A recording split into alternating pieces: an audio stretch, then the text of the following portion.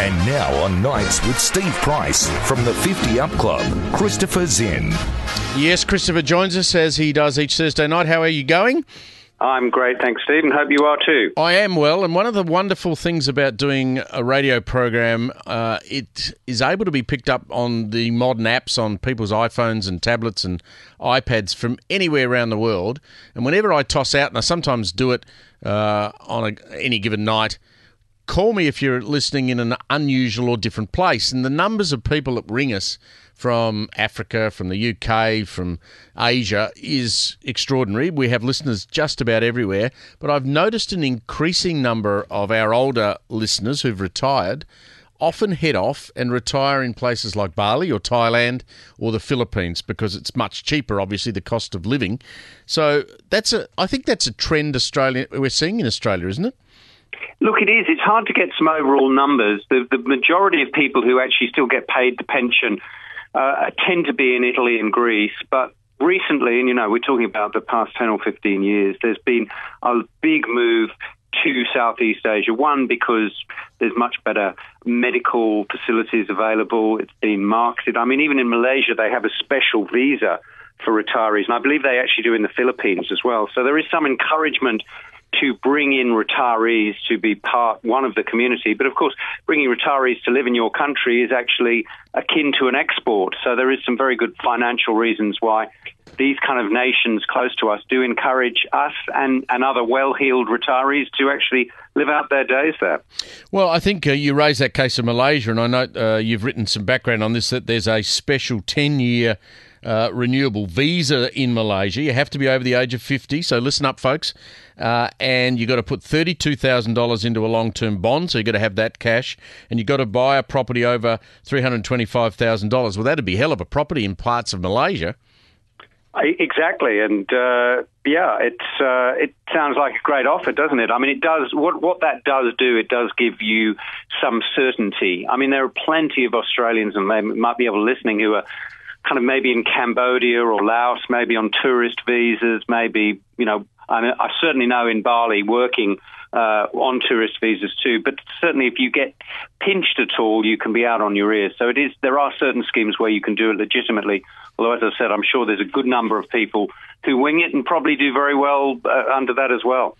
So there obviously are dangers with this, though. I mean, we've read stories, particularly in Bali, of home invasions where retirees have gone to live there thinking it's the sort of the tropical dream, and you can live there very cheaply, probably on 20, 30, 40 bucks a day. There's a couple of problems, though. You are opening yourself up to being robbed, and medical support is something that is a bit tough to come by. It does. Look, it does depend where you live. Certainly in, say, Kuala Lumpur in Malaysia, there's some very good facilities. And I suppose it's a bit like Australia, that you actually have to find the one that suits you.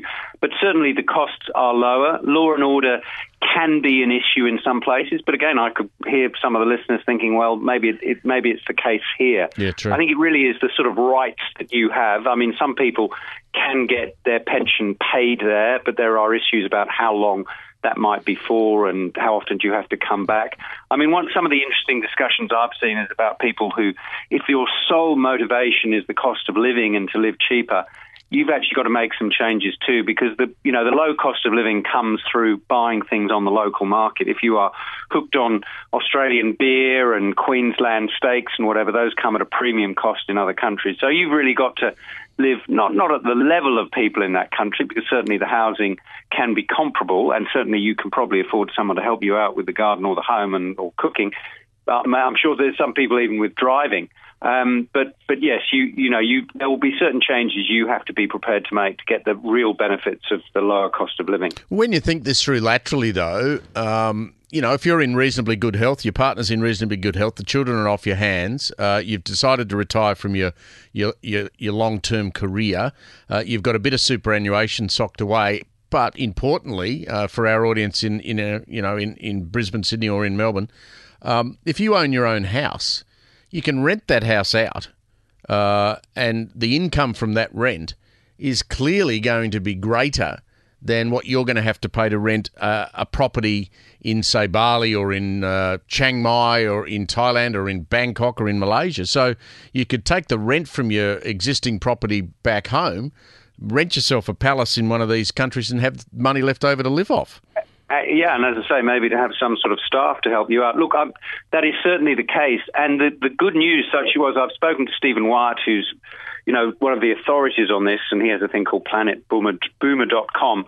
But essentially, well, I mean, we'll have heard a lot about the dollar crashing in value, and that's what inspired me to look into this. Would that actually turn people off from retiring offshore? But he says that the economies, particularly of Malaysia and Indonesia, which are the two major destinations for Australians, their currency, because it's pegged to commodities like ours, has gone down at a similar level. So the actual amount the Aussie dollar will buy in Malaysian ringgit or Indonesian rupiah is much the same, and in fact in Malaysia is a bit better. So you shouldn't be, and he says that's a long-term trend. So in certain economies there is some greater certainty in terms of what your A dollar will buy. But if you were looking at going to countries which had the American dollar as their currency, then you might certainly, such as East Timor, for example, you might certainly find that those currency fluctuations very worrying. Well, the other country I'd throw in would be Vietnam. I mean, there's no doubt that you could survive there pretty well. And look, and it might sound strange, but rural parts of Japan, you can live very cheaply. You go to the North Island of Hokkaido, you could rent a place, particularly outside the snow season when everyone wants to be there. You could rent in the summer and come back here in their winter. And I'm sure that there are people who probably do that. I'm not quite sure what the visa and the other regulatory issues are. But yeah, certainly in Japan, I mean, their health system, would be entirely comparable. Of course, language is an issue in where you might decide to live. And that's why Malaysia, where English is far more widely spoken than Indonesia, does get the edge. But fitting in is important. I suppose we're talking about considerations. It is family life, social life. Of course, if you go to a place where there are lots of other expats, they often live the life of Riley, and your biggest danger is perhaps overindulgence to the golf club bar. It's a great debate to have. Christopher Zinn from 50upclub.com.au. Thanks for talking to us. Talk to you next week. My pleasure. Thank you, Steve.